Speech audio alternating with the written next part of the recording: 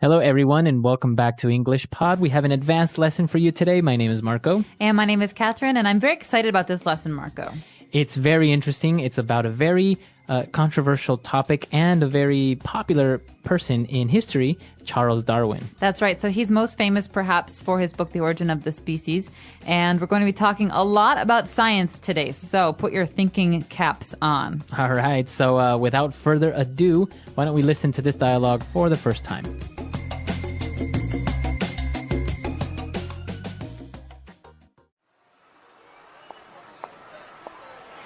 Man, it's been forever. What have you been up to lately? I've been busy preparing for my exams, not to mention all the term papers I've had to write. Same here. I'm up to my neck in work, but at least we've got summer holidays after finals. Where are you headed now? I'm going to my anthro class. We've been focusing on Darwin all term, since it's the 200th anniversary of his birth or whatever. I'm sick and tired of Darwin, Darwin, Darwin! What? Why? How can you not like Darwin? His work turned thousands of years of ideas about creation on their head. His theory of evolution revolutionized the fields of biology and anthropology. I don't like him. His theory of human evolution and natural selection is full of holes. It's not as solid as you make it out to be. Say that again and you'll make enemies with half of the academy, not to mention your professors. Furthermore, the explanation proposed by Darwin about the origin of the species and the process of natural selection constitutes a grand step towards a coherent understanding of the world and its very beginnings. I'm not minimizing his huge contributions to science. It's just that his theory reminds me of the conundrum of the chicken and the egg. What are you talking about? Which came first, the chicken or the egg? This is a classic logical problem, and I think it applies to Darwin's theory. How did the very first living organism come to be? Interesting. I think that question is better suited for my philosophy class. In the meantime, how about we settle this with a duel? All right, interesting. They have very different views on Charles Darwin, right? They do, and they're both pretty nerdy people. This is a very nerdy university conversation that's happening between classes. Yeah, I think maybe they're like PhD candidates or something. Perhaps. All right, so before we get to talking about some of the ideas in today's dialogue, let's talk about some of the words and phrases that we hear to understand better what's going on. The first part we're going to talk about in today's language takeaway. Language takeaway. All right, on language takeaway today, let's take a look at the first word. And, well, one of the things that many people say is that Darwin revolutionized the fields of biology. And so he revolutionized these because he pushed them forward. He made many changes. He forced changes. So people had to change the way that they thought about these things. If you revolutionize something, a topic or an idea, you are creating new knowledge almost, right? Exactly. You can think of the word revolution, which is a thing. So you think of the Russian Revolution or the American Revolution. These are times of change. So to revolutionize is to bring about change. Very good. All right, so moving forward, they were talking about human evolution. Human evolution. What is that exactly? Good question. So you're not a monkey, I'm not a monkey, but we come from monkeys, right? So we evolved. Right. So the process is called human evolution. That means the process by which humans changed forms to become what we are today. Okay, so you evolve. Now, is it evolution? You usually think of something positive, right? Something evolves into something better. Is it always that way? No, we have another word for the negative, right? So the positive is to evolve, to become better. To get worse is to devolve. Okay. Yeah, to devolve, to go back and to kind of lose things that you had. Okay, interesting.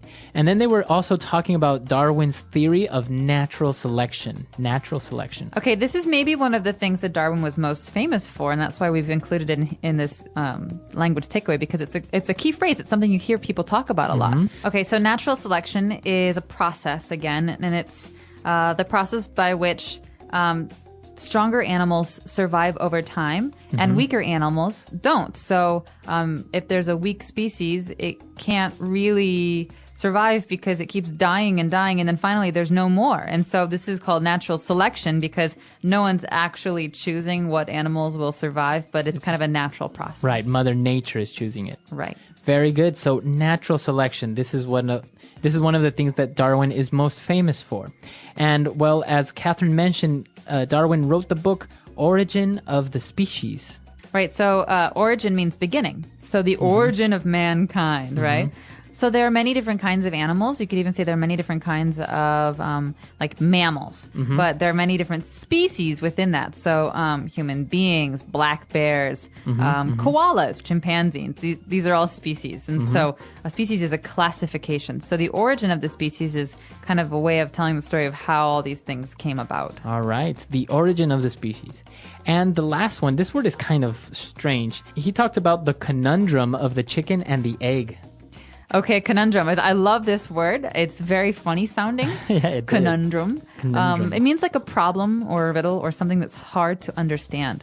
All right. So in this case, it's the conundrum of the chicken and the egg, right? Which came first? How else can you use conundrum? You could say that maybe there's a situation that's very strange and hard to understand. This is quite a conundrum. This is quite a conundrum we have. Yes. So It sounds very fancy, very well educated. it does. All right. So interesting words on language takeaway. Why don't we move on now to 4 phrases on Fluency Builder? Fluency Builder. All right. On Fluency Builder today, we have 4 phrases, as we said. So what's the first one? The first one is great. It's very visual. You say, I'm up to my neck in work. Or I'm up to my neck in papers to write. All right, so this means I have so much stuff to do that you could pile it up and it would come up to my neck. So I have as many papers that are almost as tall as I am. Exactly. And so I could say, I'm up to my neck in work. I have no more time to do anything. Sometimes people also say I'm up to here, and then they'll The point. they'll point at their forehead or somewhere around their head. I'm up to here with your nonsense. Exactly. So Right. this is a way of saying that I'm really busy. I'm really busy. I'm really tired of it. All right. And our next phrase is one that most mothers use. I'm sick and tired. Ugh, I'm sick and tired of all of your whining. Go do the dishes and don't complain. Right. So it always goes together. You are sick and tired. Right, and sick comes first. So I'm sick and tired of this. I'm sick and tired of your bad attitude. Okay. So, and that means that you are. I'm just tired of it. I don't want you to have a bad attitude anymore. Or I'm really done. annoyed by it. I'm annoyed. Okay, sick and tired. And then we saw a phrase that was a little bit separated. He said, the sentence went like this. His work turned thousands of years of ideas about creation on their head. So to turn something on its head. Like you said, Marco, it's split into 2 parts. So he turned the field of computer science on its head. So to turn on its head means to completely reverse something, to turn it around. You think 180 degrees. Okay. And so if biology used to be one way, then Darwin made it completely different. So we can say that Isaac Newton completely turned physics on its head with his theory or his findings on gravity. And then, years and years later, we had Albert Einstein, who turned those theories, or who turned that theory on its head with his own ideas about physics. Very good. So to turn something on its head, to completely change the course of or prove something to be maybe wrong. And the last phrase that we have is the person argued that Darwin's theories were full of holes. Okay, so to say a theory is full of holes is a little bit different than saying that his pants are full of holes, because when you say something is full of holes, maybe they actually have holes. But a theory it's an idea, so it can't have holes.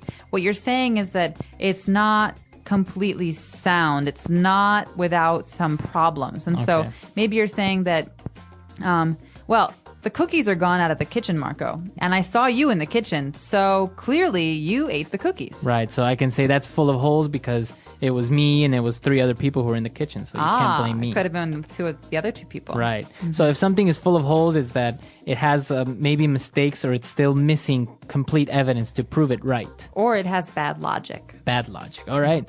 Interesting. So we've taken a look at a lot of words and different phrases here. Let's listen to this argument one last time.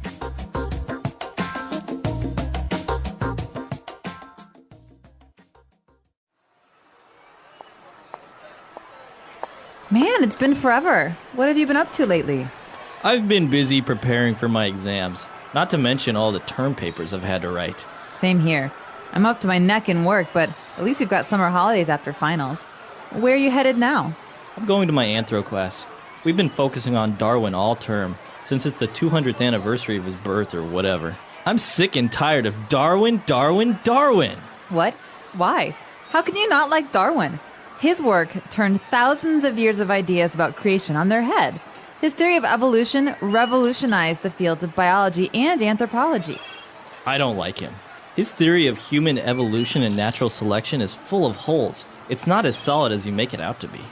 Say that again and you'll make enemies with half of the academy, not to mention your professors. Furthermore, the explanation proposed by Darwin about the origin of the species and the process of natural selection constitutes a grand step towards a coherent understanding of the world and its very beginnings. I'm not minimizing his huge contributions to science. It's just that his theory reminds me of the conundrum of the chicken and the egg.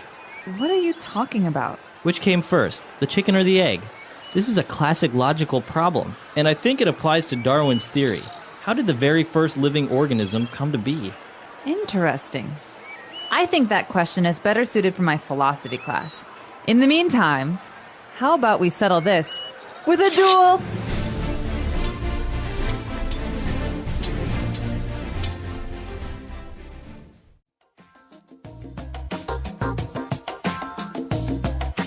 All right, we're back. So interesting, this Darwin's theories and his explanations for the origin of species and life as we know it. But there is the opposite to this, right? There is a certain thing called creationism. There is, and this is a big source of controversy, especially in the United States, because in some places, people want to teach creationism as well as evolution in schools. And so this is the big question. Are they still equal as theories, or is one theory more proven than the other? Right. And it is kind of hard to determine which one is better because one is based on faith. The other one is based more on scientific evidence, right? So they're not really even on the same scale. As we learned before, that's kind of like apples and oranges, right?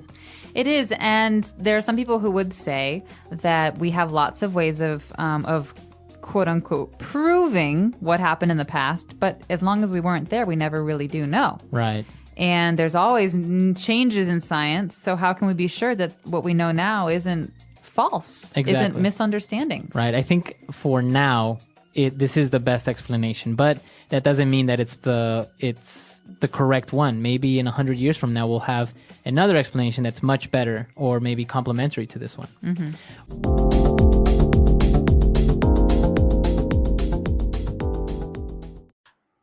I am 82 years old. My name is Isabella.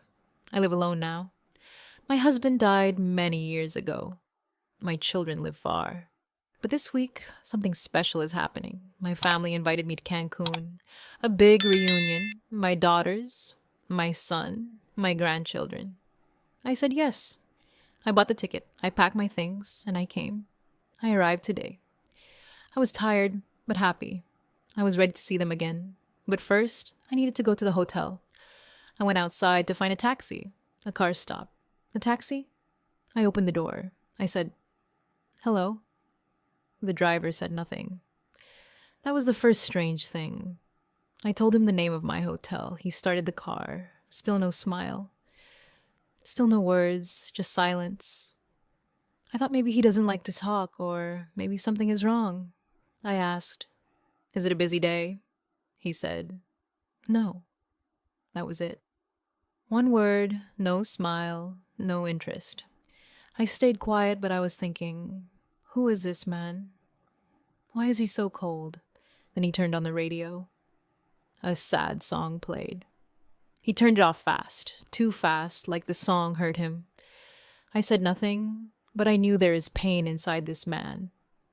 After some minutes, he asked me, "You came here alone?" I said, "No, my family is here. We will meet later." He didn't say anything for a moment. Then he said, "Family is not always easy." His voice was low, heavy. In that moment, I knew something. This ride is not just about going to the hotel. This ride will be something more, something none of us expected. The car was quiet again. I looked outside, but my mind was busy. I thought about my family. I thought about dinner. I thought about hugs and smiles. Then the driver spoke. He said, "You are lucky." I asked why. He said, "You have a family who wants to see you." I didn't answer. Not yet. I waited. He continued, My wife and I, we fight all the time. We don't speak. We don't smile. It's like we live in two different worlds. I said, "That sounds hard." He said, "Yes, it is." I sleep on the couch. My daughter doesn't talk to me. She says I never listen. Maybe she's right. Now I understood. He wasn't angry at me. He wasn't rude. He was just broken.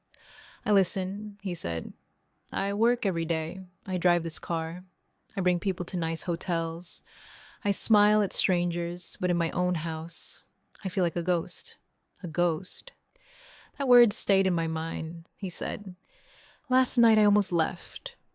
I packed a bag. I wanted to disappear. I asked, "And why didn't you?" He said, "Because my daughter cried. I heard her behind the door. She didn't say anything, but I heard her cry." Now his voice changed. It was slower, softer. He said, "I don't know what to do.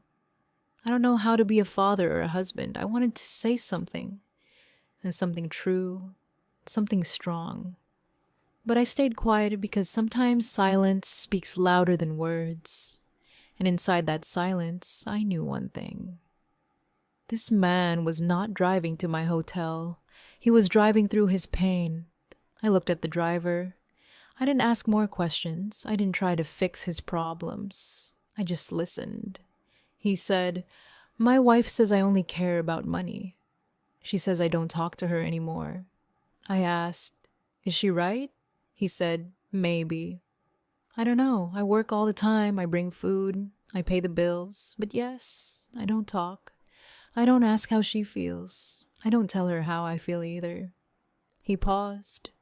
He said, "Sometimes I forget she is a person, not just a woman who cooks or cleans. She's tired too, but I didn't see that." I said, "Sometimes we only see when it's too late." He nodded, then said, "And my daughter, she used to tell me everything. Now she stays in her room. She closes the door. She says, 'You never listen,' and she's right." I didn't listen. I was always on the phone, always working, always tired. There was a silence, a heavy one. Then I spoke. I said, "I also made mistakes. I was married for 40 years. I thought I had time. But one day my husband got sick. Then he was gone. He looked at me through the mirror. I continued. I wanted to tell him so many things, but it was too late. I was always busy. I was always waiting for the right time, but the right time never came." He said, "That's how I feel. Like maybe it's already too late." I said, "No. If your daughter cried when you wanted to leave, it's not too late. If your wife still argues with you, it means she still feels something. When people stop talking, that's when you should worry." He said, "I thought she didn't love me anymore." I said, "Maybe she thinks the same. Maybe she thinks you don't love her." He was quiet. Then he said something unexpected. "My daughter wrote me a letter last year. She left it in my bed. I never read it." I asked why. He said, "Because I was afraid. I didn't want to know what she really felt. I thought it was hate." I said, "Maybe it was love. Maybe she wrote it because she still cares." He said, "Do you think so?" I said, "You won't know until you open it."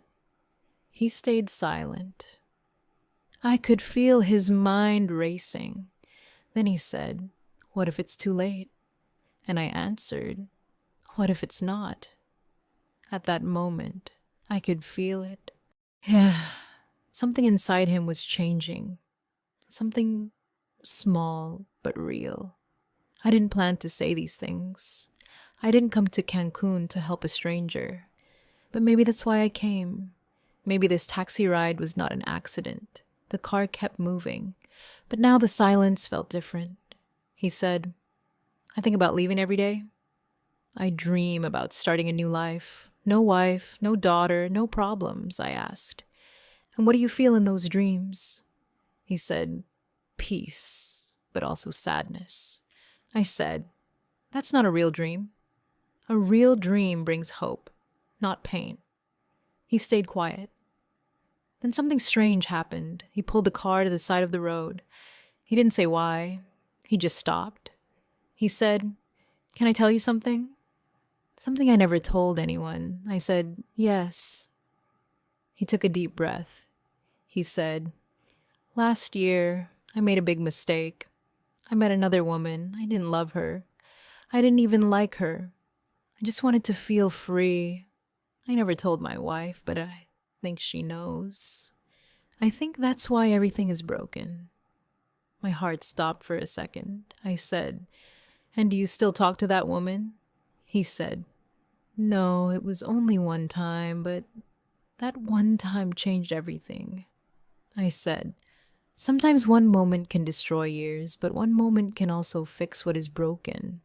He said, "But I don't deserve a second chance." I said, "Then why are you still driving me? Why are you still talking? Why did you stop the car?" He didn't answer right away. Then he said, "Because your words feel like my mother's words. She died 3 years ago, and before she died, she told me, 'Don't let pride destroy your home.' I didn't listen."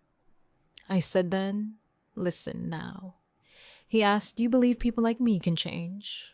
I said, "Yes, but not tomorrow, not next week, only today. Change begins today." He looked down. Then he said, "Maybe God sent you to this car." I didn't say yes. I didn't say no. But I knew this was not a normal ride. This was something bigger. He reached into his pocket. He took out a small paper. He said, "This is the letter from my daughter, the one I never opened." I looked at it. He asked, "Should I read it?" I didn't answer. I asked, "Do you want to stay the same, or do you want to be the man she needs?" He looked at the letter again. He said, "I'm afraid." I said, "Be afraid, but open it anyway." He held the letter in his hand, and then he opened it.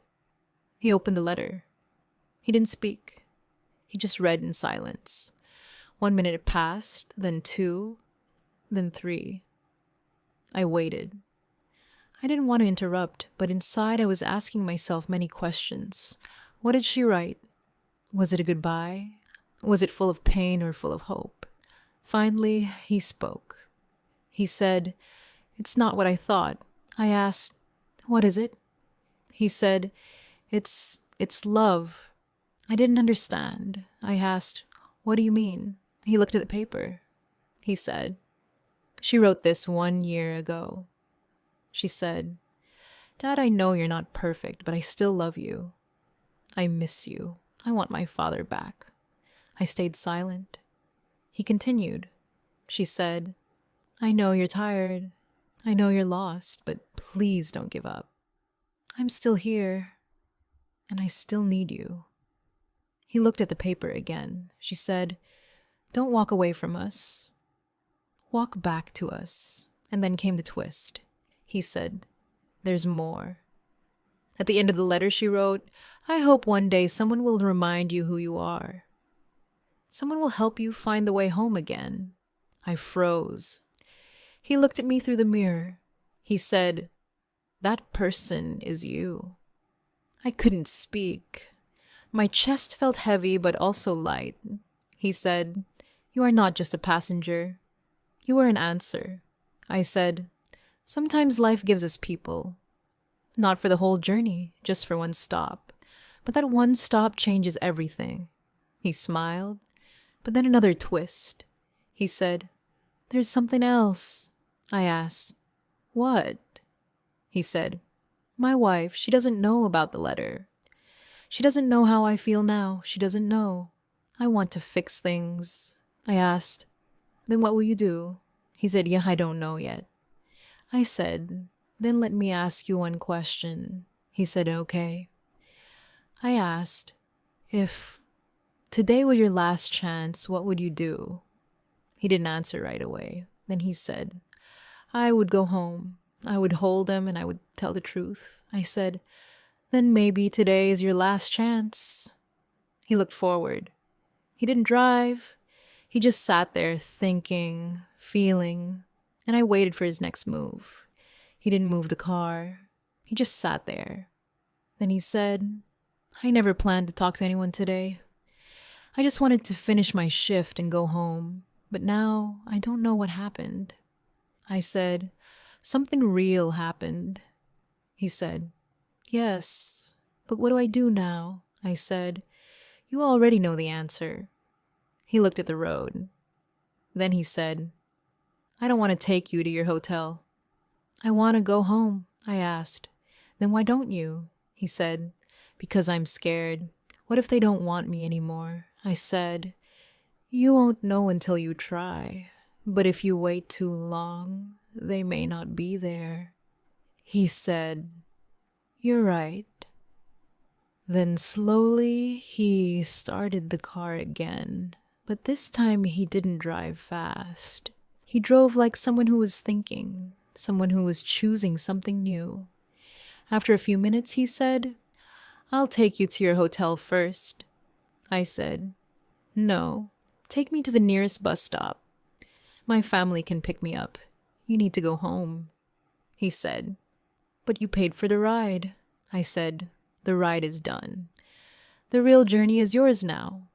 He stopped near a small bus station. I said, this is good. He said, I don't know how to say thank you. I said, then don't say anything.